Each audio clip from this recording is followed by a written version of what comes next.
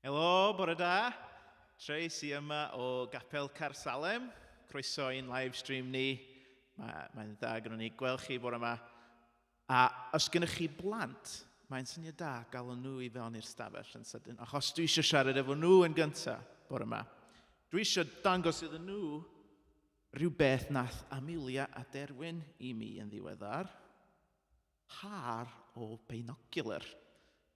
So mae hwn yn dod o canol toilet roll, rhyw bach o tap fancy di hwn, ond tap o dydd yn gweithio hefyd, a string lliwgar iawn. Yn anffodus, pan dwi'n wisgo fo, mae'n cuddio dar y marf, so dwi angen gafel arno fo fel hyn. Ond mae binocular yn helpu ni'n gweld pethau sy'n bell i ffwr, a mae lot o pobl yn defnyddio nhw i weld bywyd gwyllt, ynde? A swn i'n licio i chi, os oes gennych chi, swn i'n licio i chi gwneud par o binocular. A dyma rhywbeth fedrwch chi ddefnyddio pan da chi'n mynd allan am dro, efo mam a dad, ella diwedd y dydd, neu pan mae'r tywydd yn sych, oedd hi'n sych, chydig bach ddoe yn doedd. A mae'n ffordd o weld y pethau sy'n o'n cwmpas ni, i agoffa ni bod Duw wedi creu'r byd, a i ni roi foliant iddo fo. A dyna beth da ni'n mynd i ganu efo'n gilydd bore yma. Ond cyn hynny, o'n i eisiau darllen rhywbeth o'r Beibl. Dwi'n darllen allan o llyfr cyntaf Testament Newydd, a pennod 6, ac adnod 25 trwy 27. Felly dyma dwi'n ddweud, peidiwch poeni beth yw fita, a beth yw yfed, a beth yw wisgo. Onid oes mwy i fywyd na bwyd a dillad? Meddyliwch am adar, enghraifft. Dyn nhw ddim yn hau, nac yn medi, nac yn storio mewn ysguboriau. Ac eto, mae eich tad nefol yn ei bwydo nhw. Da chi'n llawer mwy gwerthfawr na nhw. Allwch chi ddim hyd yn oed gwneud eich bywyd eiliad yn hirach drwy boeni. O dyma gair i ni bore yna i beidio boeni i drystio mewn Duw a bydd gynnon ni'r pethau da ni angen. Dyna gair da ni plantos. Felly, da ni am canu efo'n gilydd. Mae'r arglwydd yn cofio a driw yn y draen. A cofiwch, meddyliwch am y pethau da chi'n gweld pan da chi'n mynd allan. Pan da ni'n canu'r can efo'n gilydd. A cofiwch i fod yn ddiolchgar am y pethau bod Duw yn rhoi ni. Pan dwi'n canu, neu pan dwi'n mynd allan i weld bywyd gwyllt, dwi'n cael trafferth weithiau. Dwi'n person eitha uchel pan dwi'n siarad neu pan dwi'n canu. Felly, rhaid i chi agoffa fi i fod yn ddistaw pan da ni'n cyrraedd y penillion lle da ni'n sôn am yr adar a'r bywyd gwyllt da ni'n ei weld. Okay? So, helpwch chi fi efo hwnna bore yma.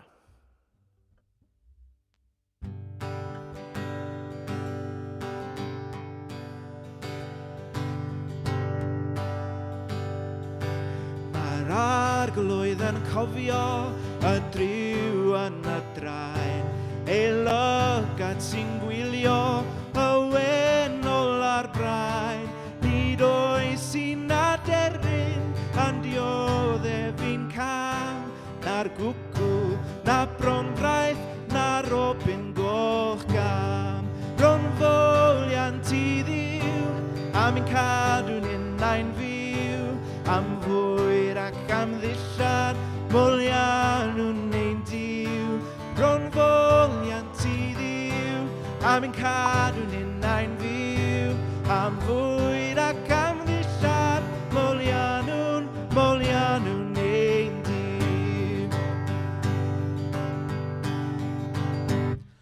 Mae'n cofio'n caredig am adar y to, caiff pob ti tŵ bychan, ei fwyd a neud dro, ei hedydd a mynydd a gwylan o môr, sy'n derbyn ei cinio o ddwylo orior.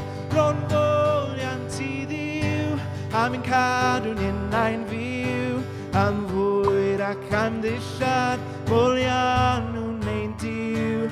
Bronfoliant i Dduw, am ein cadw ni'n ein fyw, am fwyd ac am ddillad, molian nhw'n ein Duw. Yr arglwydd sy'n cofio y lili foen wen, a'i gwisgo anhyfryd oedd rhaid hyd ei ffen. Rhyddwisgoedd o byffor i'r grig ar y bryn, a mantes y rwsyn yn coch ac yn wyn.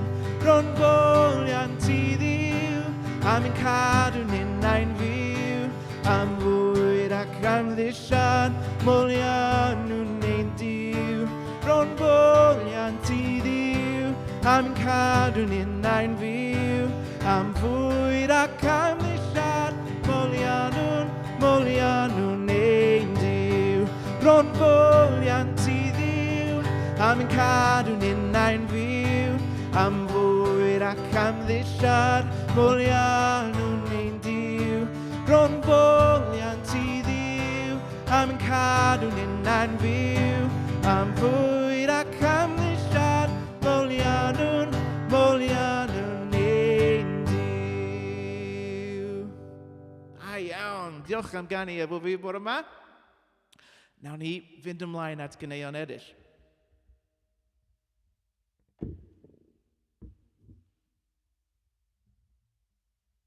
Mae can nesaf chydig bach yn wahanol. Mae'n can sy'n atgoffa ni, mae Duw wedi gofyn i ni i beidio boeni am pethau. Da ni'n dal i'n ffeindio'n hunan mewn sefyllfoedd anodd iawn. Mae hyn wedi bod yn wir i ni fel teulu yn Llanllyfni, fi, Amelia a Derwyn. Da ni wedi methu'n teulu ni lot dros y misoedd diwetha. Mae pethau wedi bod yn anodd weithiau'n do. Mae lot o bobl yn mynd trwy pethau tebyg iawn. Ac yn y gan nesaf, mae'n atgoffa ni i beidio anwybyddu y sefyllfaoedd da ni'n ynddo. Dydy Duw ddim wedi gofyn i ni fod yn stoic neu heb emosiwn.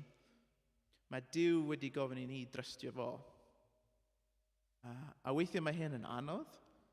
Dyna rhywbeth bod pawb yn ffeindio'n anodd o bryd i'w gilydd.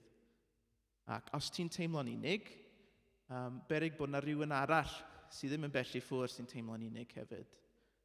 A hyd yn oed Duw, mae Duw yn rhannu'r un emosiynau â ni. Mae Duw medru bod yn drist. Mae Duw yn gweld yr un colled bod ni'n gweld pob dydd. So tra bod ni'n canu'r emyn nesaf, dwi eisiau chi gofio hynna, a cofio bod Duw yn siarad efo ni trwy'r storiau, hen storiau'r Beibl, a'r storiau bod pobl yn rannu efo'i gilydd rwan hyn. Felly, os ti'n teimlo'n unig, beryg bod yna rhywun arall sy'n hefyd, a mae yna gyfle i ti rannu efo nhw a newyddion da bod Duw yn cyhoeddi ni, bod ni'n cael bod rhan o'i deulu o. Gawn ni ganu efo'n gilydd.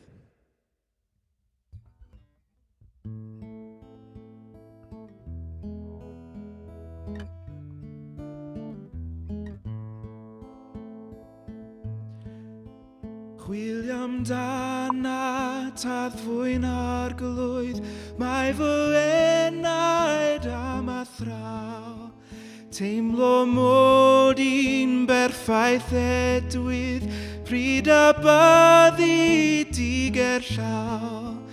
Gwed dy wyneb, yw fy mywyd yn y byd. Yw fy mywyd yn y byd.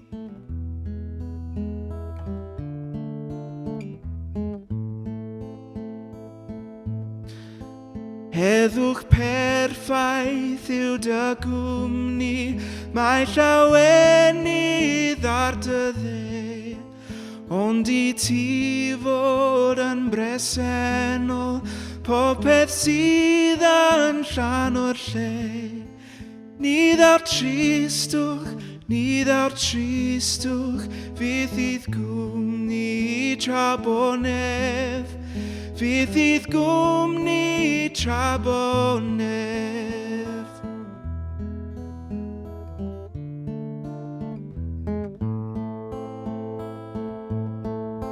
Yn y ffwrnais dan llyd greulon, as todi a ddaw ymlaen. Does ond heddwch a mwyn eidra a thiriondeb yn y tan. Gwen dy gariad, na bob cystyd yn ddirim, na bob cystyd yn ddirim.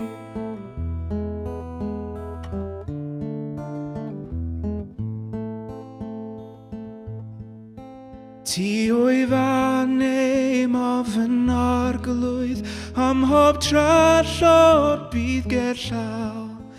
Dilyn fi roi'n ofni yma, dilyn fi roi'n ofni draw. Dan dy adain, mi edrych yn wyneb si. Mi edrych yn wyneb si.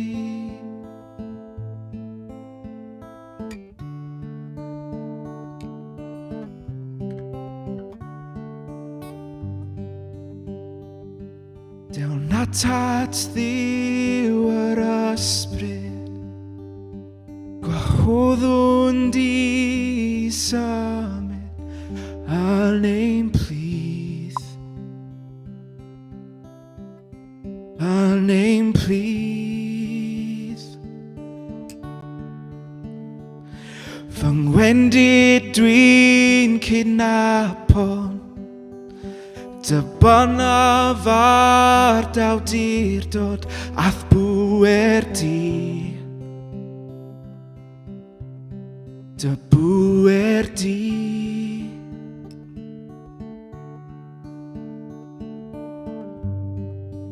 Ysbryd glân llenwa ni, gyda'r nerth cliw ein cri. Defnyddia ni i ddod â gogonion i dy enw ti. Defnyddia ni i ddod â gogonion i dy enw ti.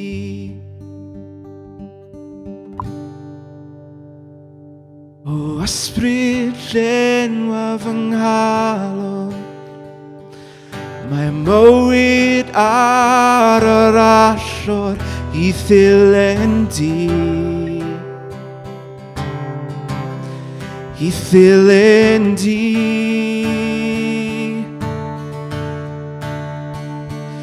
Bwyd bywyd braf a'i beidio, fy mywyd roedd yn ildio i'r bwrpas di. I'r bwrpas di.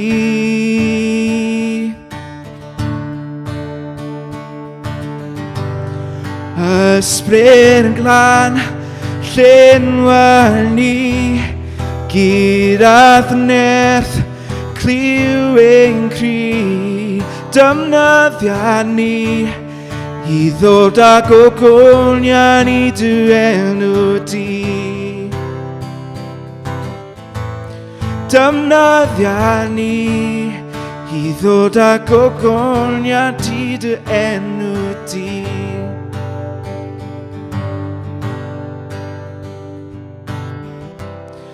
Llenwa ni o ysbryd glân, llenwa ni o ysbryd glân, llenwa ni o ysbryd glân, llenwa ni.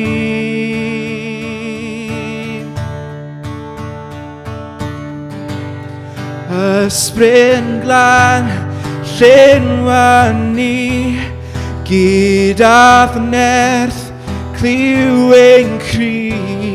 Defnyddia ni i ddod â gogonion i dy enw di.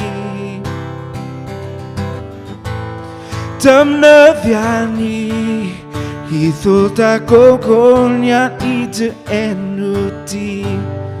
Gawn ni weddio hwn efo'n gilydd.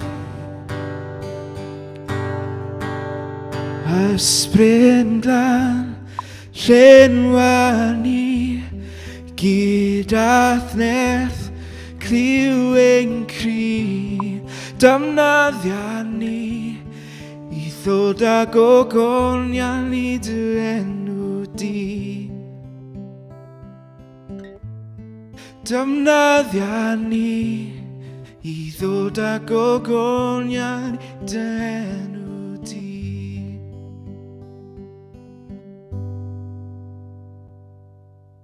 Gawn ni weddio.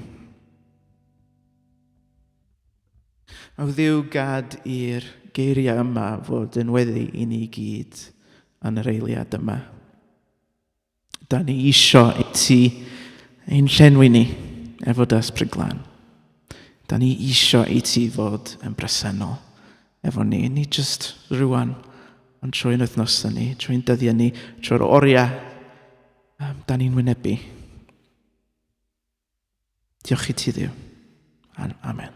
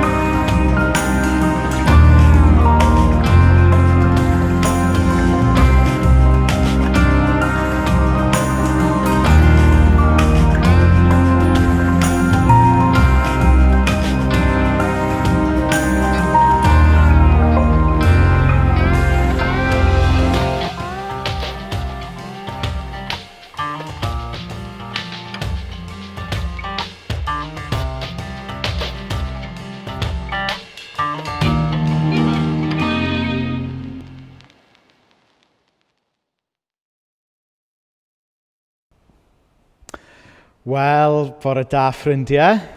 Mae o'n gret cael bod yma, jyst gyda Trey bore yma, ond mae o'n hyfryd cael pawb yn ymuno efo ni o adre hefyd.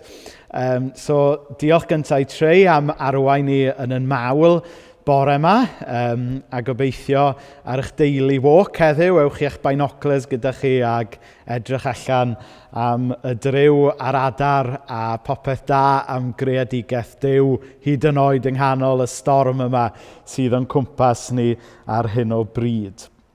So, cyn bo fi yn rhannu gair bore yma, mae yna jyst chydig o gyhoeddiadau angen cael ei wneud. I ddechrau y casgliad, os ydych chi'n tiwnio mewn bore yma o'r tu allan, yna mae jyst croeso i chi wylio, mwynhau a gobeithio cael bendith gyda ni. Dyn ni ddim ar ôl eich pres chi.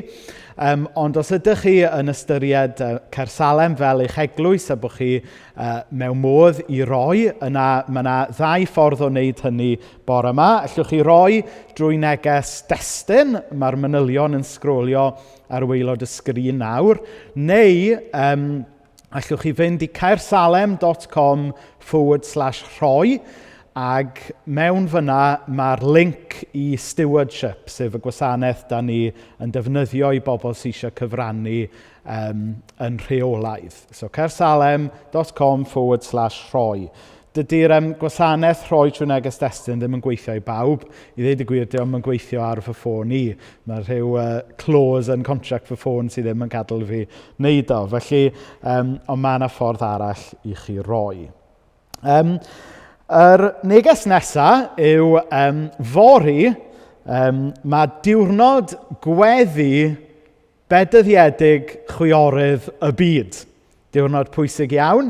Ac yn hanesyddol, mi fasa cyfarfod gweddi wedi cael ei gynnal yma yng Nghaersalem i holl chwiorydd, eglwysu yr ardal, ond yn amlwg dwi'n methu digwydd yma mewn person eleni, ond am 5 o'r gloch fory, mi fydd y cyfarfod gweddi yma yn digwydd ar Zoom am 5 o'r gloch.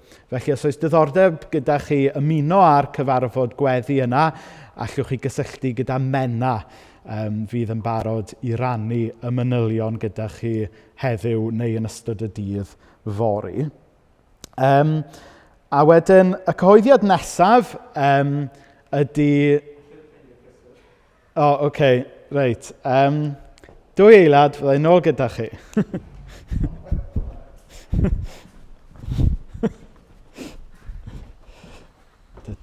Cer i ddawnsio. Picio dipyn yma hefyd. Oce. Lle mae'r cursor? Reit, oce, reit, y cursor. Oce.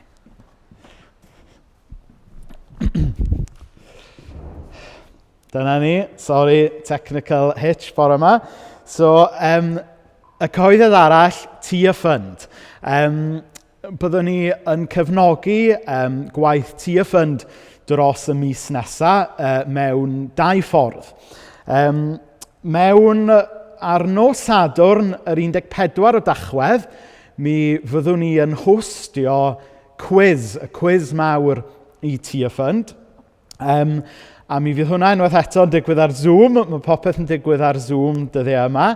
Ag mae Caersalem sydd yn hostio y quiz yna yn Gymraeg, mae o'n agored i unrhyw un ar draws Cymru i ymuno. Felly dros y dyddiau nesaf, mi fyddwn ni'n rhannu manylion sut mae cofrestru ar gyfer y quiz a sut mae rhoi i Tia Fund ar Facebook ac yn y blaen. A wedyn, yr cyhoeddiad arall i wneud â Tia Fund, sef yn cychwyn dydd Sul nesaf am bythefnos, so cyfro 2 dydd Sul, mi fydd yn casgliad ni yn mynd i gefnogi Tia Fund. So i chi sydd ddim yn gwybod beth yw Tia Fund, mae e'n elusen Gristnogol sydd yn gweithio i leihau tlodi o gwmpas y byd yn enw Iesu. Felly mae e'n elusen sydd yn agos iawn i ni fel eglwys. Felly dyna fydd ffocws yn rhoi i ni am chydig wythnosau yn dechrau dydd Sul nesaf. So dyna ni, dyna'r cyhoeddiadau. Gawn ni jyst plygu pen mewn gweddi nawr cyn i ni droi at y gair. Wel, y Dduw Dad, da ni yn diolch i ti bod ni yn gallu troi at ti bore yma. Da ni gyd bore yma, mae'n siŵr, yn dod o lefydd gwahanol, profiadau gwahanol, a gwahanol bethau yn poeni ni. Ond y Dduw Dad, mae'n dawel wrth y groes. A jyst helpa ni gyd i ffeindio nerth, ffeindio heddwch o'r newydd yn Iesu bore yma. O Dduw Dad, dwi'n gweddio fod yr addoliad, y weddi, ac hefyd y gair da ni'n mynd i rannu mewn munud yn helpu pobl yn eu taith tuag at a efo Iesu. Felly o Dduw Dad, da ni'n gwahodd yr Ysbryd Glân i fod efo ni am weddill y gwasanaeth bore yma. Yn enw Iesu. Amen. Amen. So fi'n gweld ar y comments fan hyn fod rhai ohonoch chi'n dweud dylen ni gael commercial break ar gyfer pan mae pethau technegol yn mynd yn anghywir. Reit. Lle bydd Aled Davies eisiau ni werthu rhyw lyfrau neu rhywbeth. Anyway.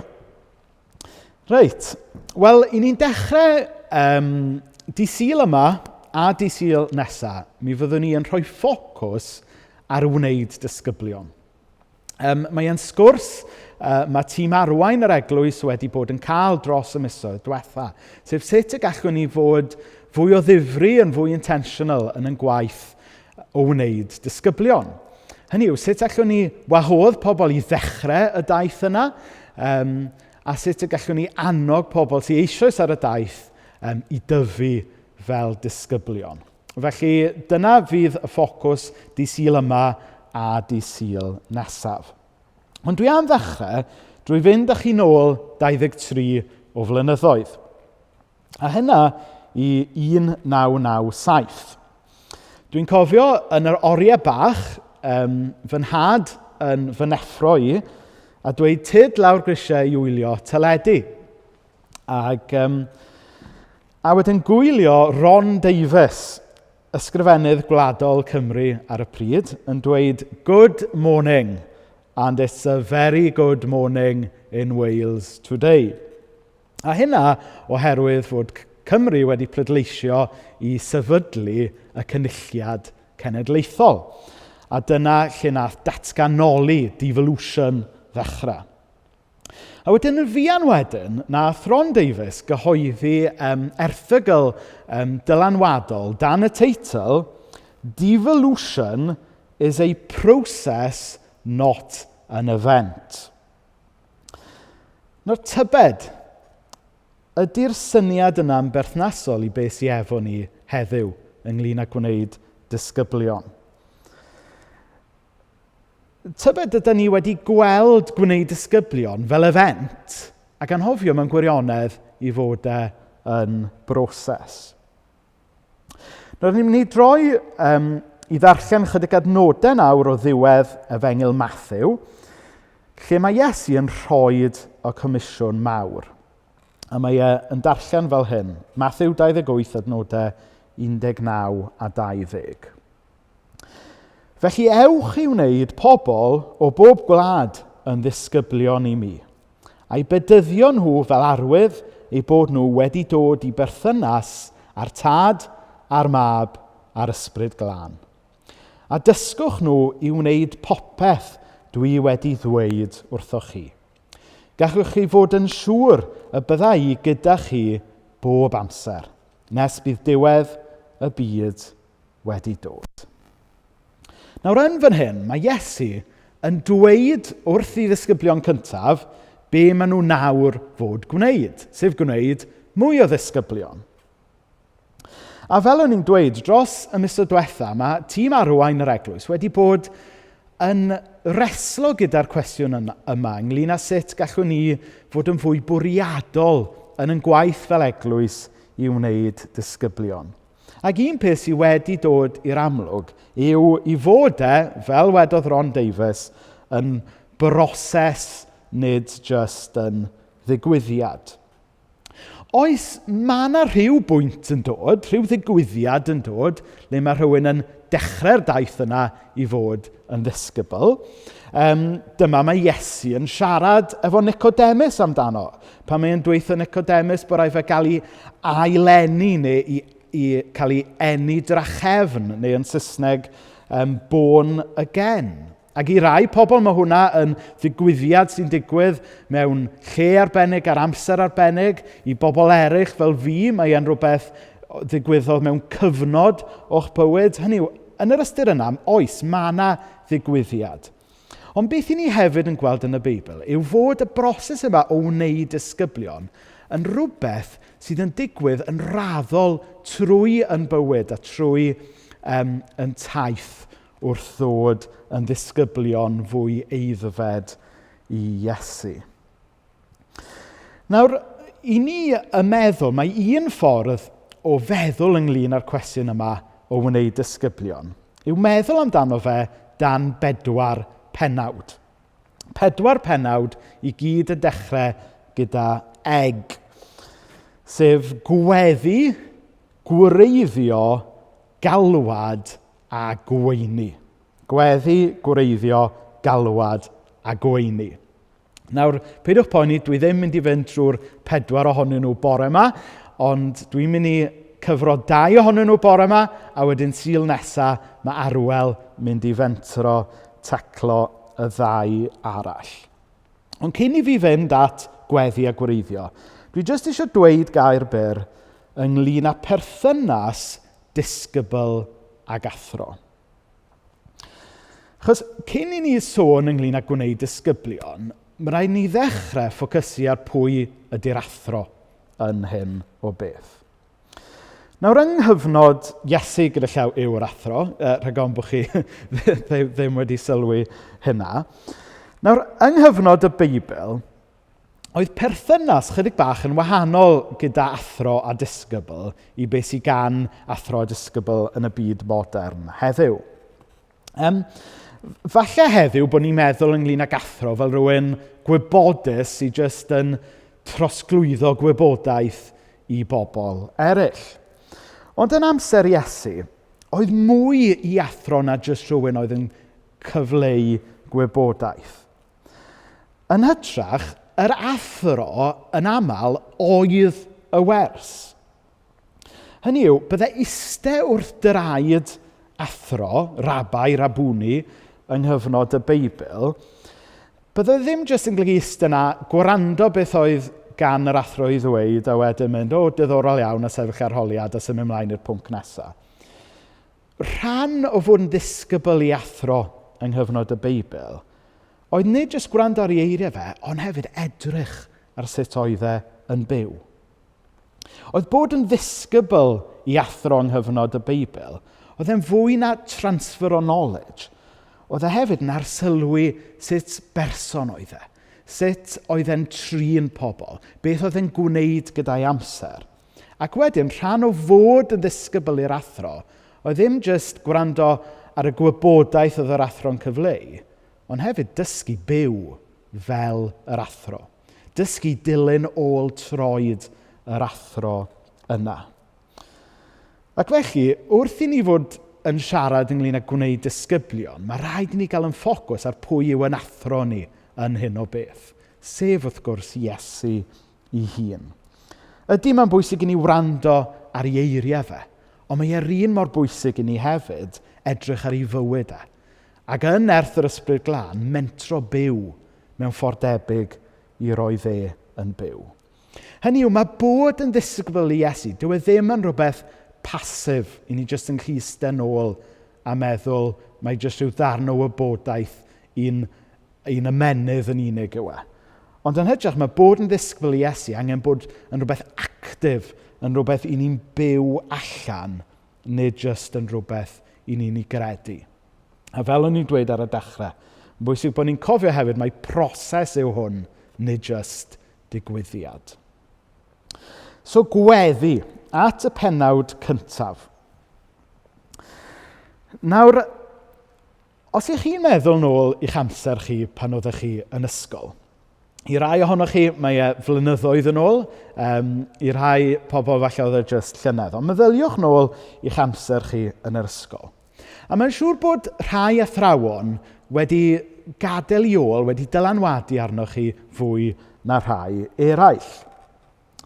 Nawr, os ydych chi yn debyg i fi, nid o rheidrwydd yr athrawon mwyaf galluog neu oedd â mwyaf wybodaeth nath mewn gwirionedd adael yr argraff ddyfna arnoch chi.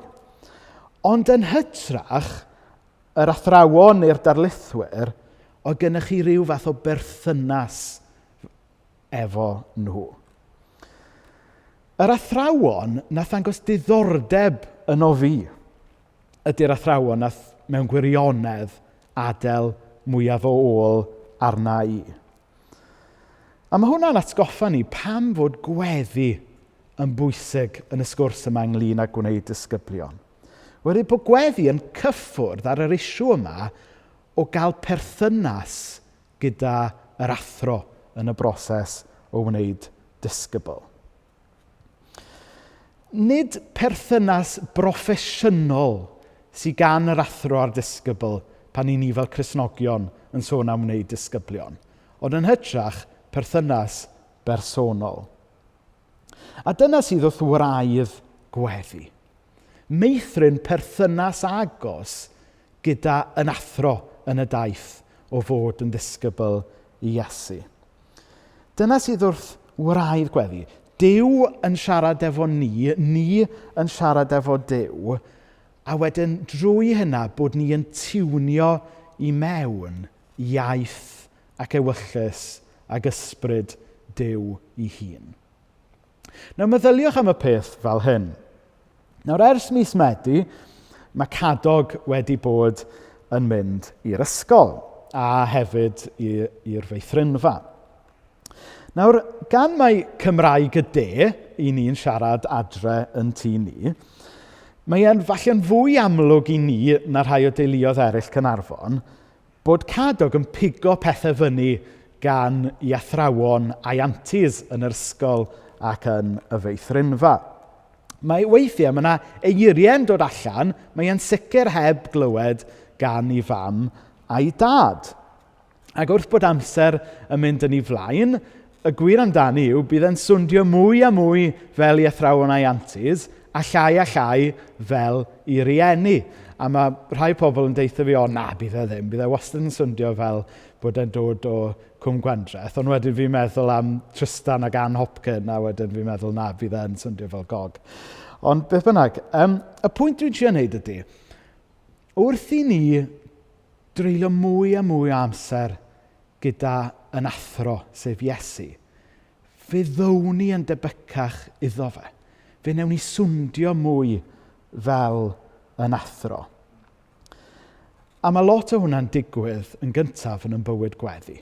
Achos mae bywyd gweddi ynglyn â meithrin sgwrs, meithrin perthynas gyda yn athro ar y daith o fod yn ddisgybl. Mae yna linell bwerus iawn mewn emyn gyfoes sy'n mynd fel hyn. Break my heart for what breaks yours. Break my heart for what breaks yours. A mae hwnna'n linell bwerus yn dydy. Mae ynglyn â aleinio'n calon efo calon Iesu. Ac os ydyn ni o ddifri ynglyn â bod yn ddisgyblion i Iesu yna, fyna mae fe'n dechrau. Mae fe ynglyn ag yn agosatrwydd ni yn bywyd gweddi. Mae Iesu yn sôn jyst cyn cyflwyno gweddi'r arglwydd yn Efengil Mathew. Pan fyddi di'n gweddio, dos i ystafell o'r golwg. Cau y drws a gweddio ar dy dad sydd yno gyda ti, dy fod ddim yn ei weld. Wedyn bydd dy dad sy'n gweld pob cyfrinach yn rhoi dy wobr i ti. Mae'ch tad chi'n gwybod yn union beth sydd ei angen arnoch chi, cyn i chi ddweud gair. So beth sy'n amlwg fan yna yw fod Iesu yn sôn ynglyn â meithrin y berthynas agos yma, tiwnio mewn i ewyllus Duw y Tad. A mae'n bwysig i ni gofio bod Iesu Grist ei hun yn gwneud hyn. Trwy'r Efengylau, ni'n gweld fod Iesu yn mynd i lefydd tawel. Ar ôl y pethau mawr, y bregaeth ar y mynydd, y rhai o'r gwirthiau, mae e'n aml yn dianc wedyn i'r mynydd i gael llonydd gyda'i dad, i feithrin y berthynas yna. Nawr, os oedd Iesu yn gwneud hynna, mae e hyd yn oed yn fwy pwysig yn bod ni yn gwneud hynny. Nawr, mae e'n bwysig cofio fod Iesu yn dymuno yn bod ni'n partneri efo fe mewn gweddi. Nawr, mae modd meddwl am y peth fel hyn. Dychmygwch nawr bod chi yn rhwyfo cwch. Ddim yn rhywbeth falle i chi eisiau gwneud pnawma yn y tywydd sydd gyda ni ar hyn o bryd. Ond pan i chi yn ar gwch rhwyfo, mae yna 2 rwyf yn does. Nawr meddyliwch, mae un rwyf yw yn bywyd gweddi ni. A wedyn y rwyf arall ydy sofraniaeth Duw. A mae Duw eisiau ni bartneri gyda fe yn rhwyfo'r cwch. Fas y Duw yn gallu gwneud pethau hebddo ni, wrth gwrs. Ond mae Duw yn dewis ac eisiau ni fod yn rhan actif o bopeth mae e'n gwneud. A rhan bwysig o fywyd gweddi yw dangos yn bod ni yn cytuno. Dangos yn bod ni eisiau rhwyfo yr un ffordd a Duw yn bywyd ac yn y byd. Nawr, sut mae gwneud hynny? Sut mae ffeindio amser i fuddsoddi amser mewn gweddi a buddsoddi amser yn y berthynas yma? Wel, mae'n ymadrodd enwog yn dweud, if you're too busy to pray, you're too busy. A mae hynna'n wir. Weithiau mae angen i ni slofi lawr yn bywyd. Mae angen i ni ffeindio rhyw rhythm gweddi sy'n gweithio i ni. Bydd yn edrych yn wahanol i bawb. Yn ddiweddar, mae Mena wedi dechrau defnyddio app ar ei ffôn, o'r enw Lectico 365. Mae hwn yn app sydd wedi cael ei wneud gan y mudiad 24/7 Prayer. Felly mae hwnna'n un peth i rai o chi ystyried os oes gennych chi smartphone. Ydy lawrlwytho'r app yma, Lectico 365, so mae hwnna'n un ffordd. Mae rhai pobl yn ffeindio bod neilltuo amser yn gynnar yn y bore, neu hwyr yn y nos, neu hyd yn oed pan i chi'n gyrru, neu hyd yn oed pan ydych chi yn y gawod. Beth bynnag sy'n gweithio i chi. Ond hefyd, a newch chi glywed lot o hyn yn Caersalem ar hyn o bryd, ydy grwpiau cymuned. Mae Duw yn llawenhau pan mae e'n gweld i bobl yn uno gyda'i gilydd mewn gweddi. Ac os dwi'n edrych nôl ar hanes yn eglwys ni dros y blynyddoedd diwetha, a dyw e ddim yn gyd digwyddiad fod pethau wedi digwydd pan da ni fel eglwys wedi rhoi sylw iawn i weddi.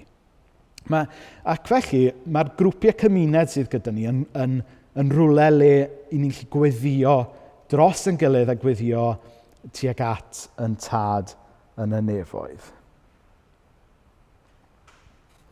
Felly dyna yw'r pwynt cyntaf ynglyn â gwneud disgyblion, bywyd gweddi. Yr ail pwynt, gwreiddio, wedyn galwad, wedyn gweini. So mae arwel, fel ni'n dweud, mae arwel mynd i daclo galwad a gweini wythnos nesaf, ond i orffen bore yma, da ni'n mynd i fy mlaen nawr i gwreiddio. Nawr, mae yna stori dda ynglyn â'r diwynydd Cael Bat. Oedd Cael Bat yn un o ddiwynyddion mwyaf yr 20fed ganrif, a nath e dreulio i oes yn sgwennu i Church Dogmatics, sef cyfres o 12 cyfrol, nath e dreulio 35 o flynyddoedd yn ei sgwennu.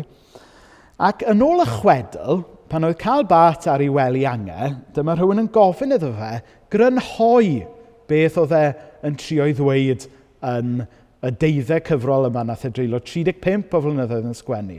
A mae'n debyg yn ôl y chwedl, oedd wedi troi at y person gyda rhyw sparkle yn ei lygad a di dweud, Jesus loves me, this I know, for the Bible tells me so. A dwi'n siŵr bod ei wraig yn meddwl, pam sa ti jyst i wneud hwnna'n lle gwasaffu 35 mlynedd yn sgwennu'r holl lyfrau mawr yma. Ond be bynnag. A ddyfynu'r hen emyn, Jesus loves me, this I know, for the Bible tells me so. A dyna le ni'n mynd nesaf wrth ystyried yn galwad i wneud disgyblion. Gosod yn gwreiddiau yn y gair, sef Iesu. A'r Beibl yw'r lle le mae Iesu'n cael ei ddatguddio i ni yn fwyaf clir.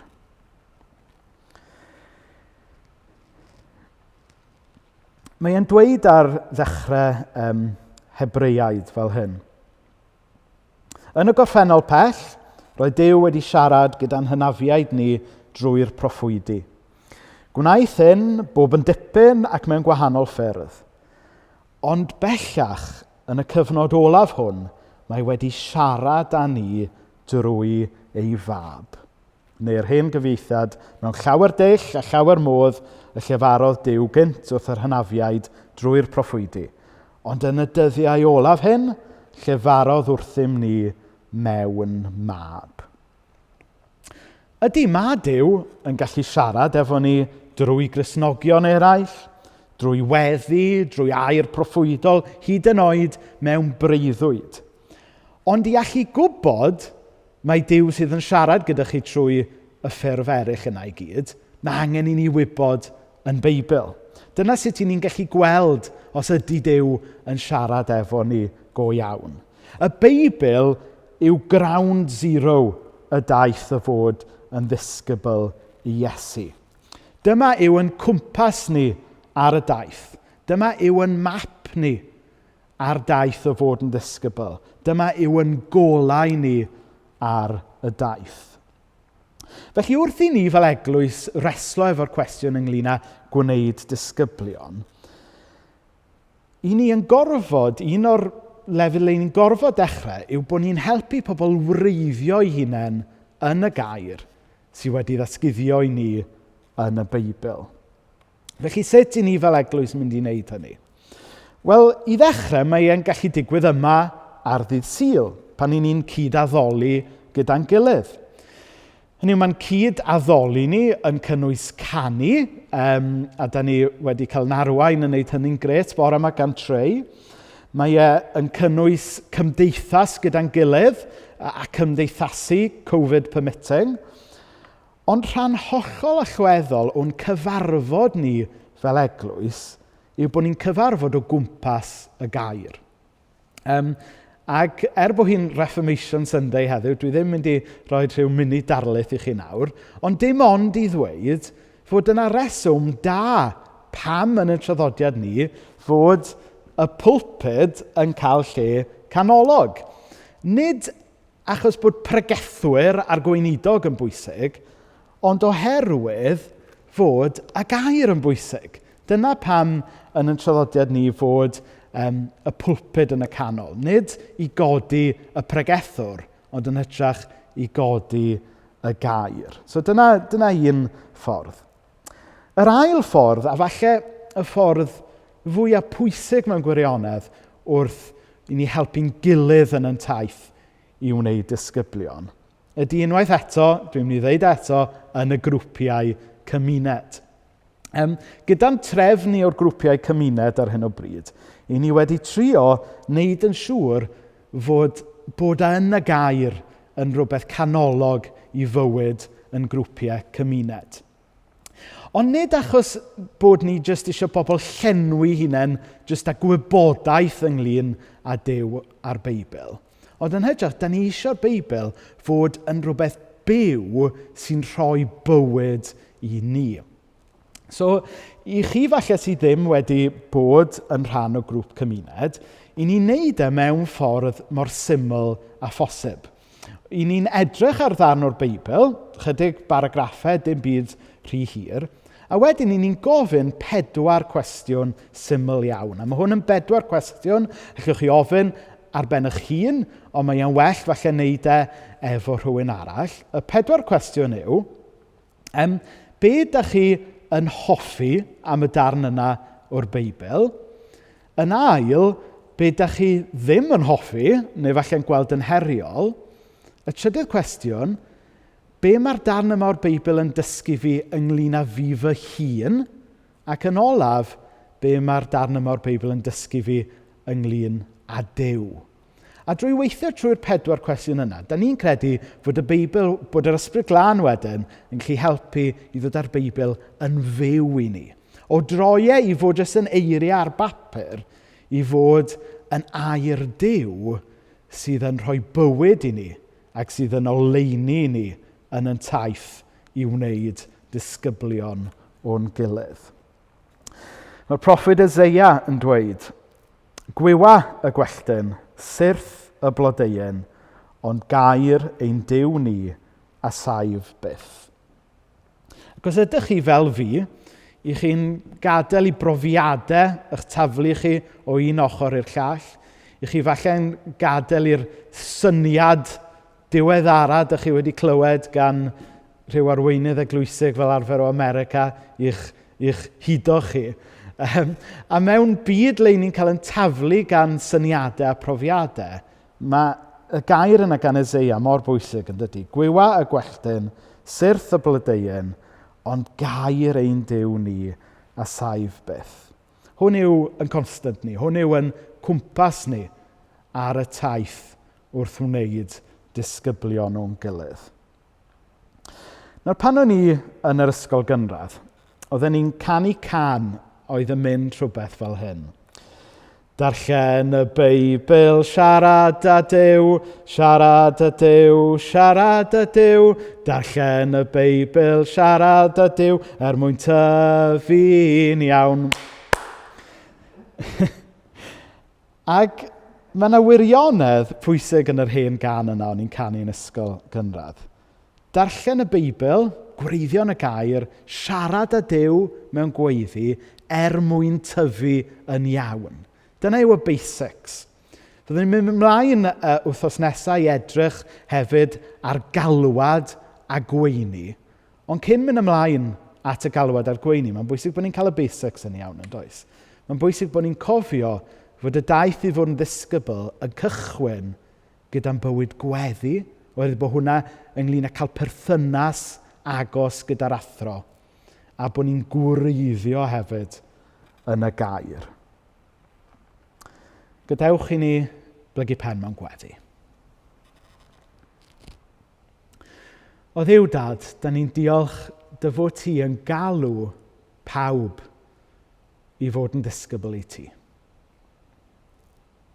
Dyw e ddim yn alwad sy'n dod i bobl wybodus yn unig, dyw e ddim yn alwad sy'n dod i bobl o deip arbennig, ond wyt ti'n galw pawb i ymateb i dy gariad di, i gydnabod yn beiau a derbyn y maddeuant ti wedi drefnu ni ar y groes.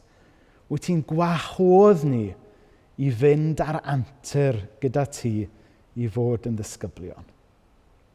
Wythnos yma o Dduw Dad, helpa ni gyd i edrych ar sut allwn ni feithrin rhythm gweddi gwell yn ein bywydau. Fel unigolion, ond hefyd fel cymuned ffydd.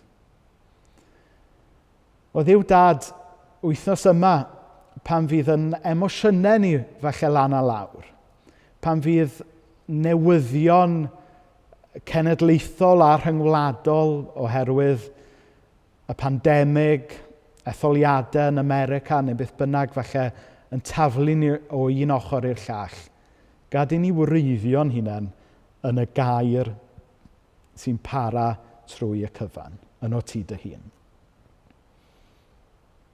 O Dduw Dad, bydd gyda ni felly fel eglwys dros y tymor yma wrth i ni geisio bod fwy o ddifri a fwy bwriadol yn ein galwad i fod yn ddisgyblion ac i wneud disgyblion. O Dduw Dad, bendithio pob un ohono ni. Amen. Nawr, o'n i'n dweud gynnau fod bywyd gweddi ynglyn â meithrin yr agosatrwydd yma gyda'n athro. A mae'n can olaf ni bore yma yn sôn am gael y perthynas agos yna efo Iesu. A byddai nôl efo chi ar ôl y gan gyda rhai cyhoeddiadau.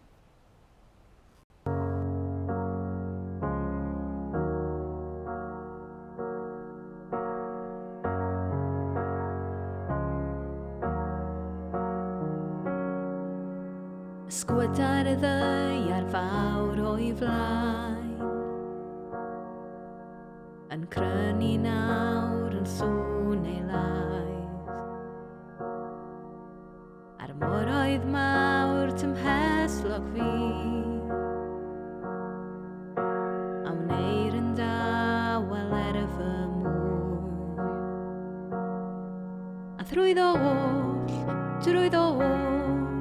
rwy'n syllu arna ti. A drwyddo oll diogelw. A drwyddo oll, rwy'n syllu arna ti. Diogelw gyda thi.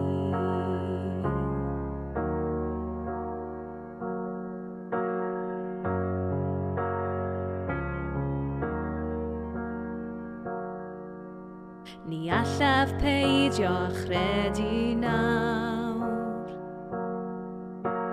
gweitha'r ffaith nad wyf yn gweld. A'r mynydd sydd o mlaen mor fawr, a deflir nawr I ganol môr. A drwyddo oll, rwy'n syllu arna ti. A drwyddo oll diogelw.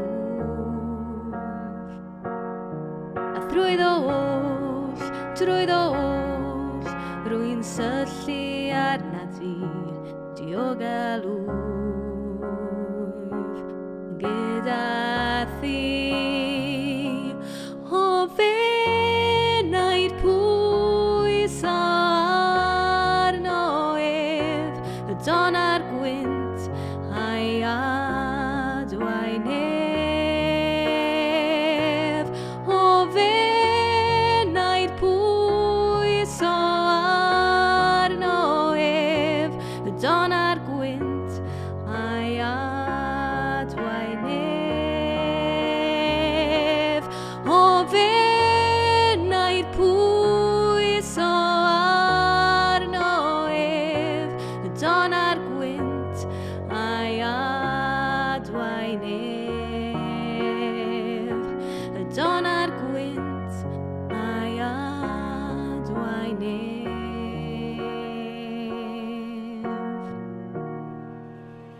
Diogelw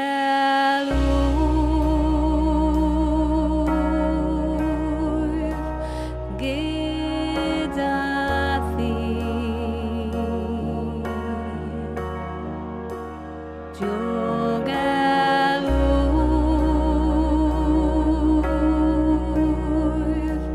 gyda thi. Diogelw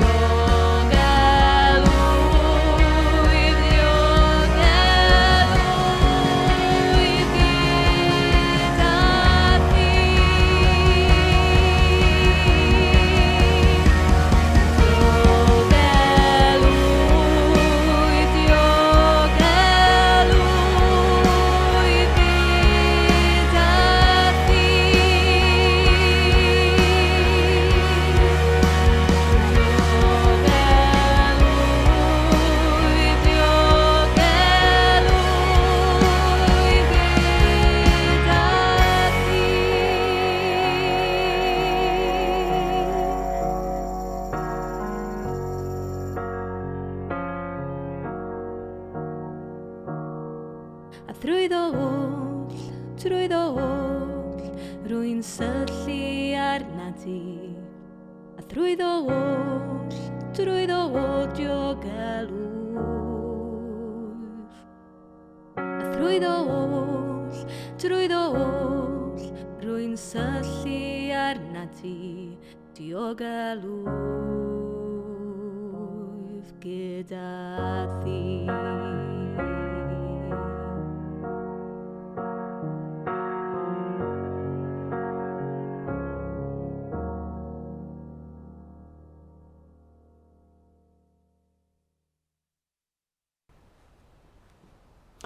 Iawn, wel, gret. Gobeithio bod chi wedi cael bendydd allan o'r oedfa yma bore yma. Robin jyst yn rhannu gair ar y chat fan hyn sydd yn dda i rannu, dwi'n meddwl. Da ni ddim yn gweld o le mae'r gwynt yn dod, na lle mae o'n mynd. Dyna sut mae efo pawb sydd di eni o'r ysbryd. Amen.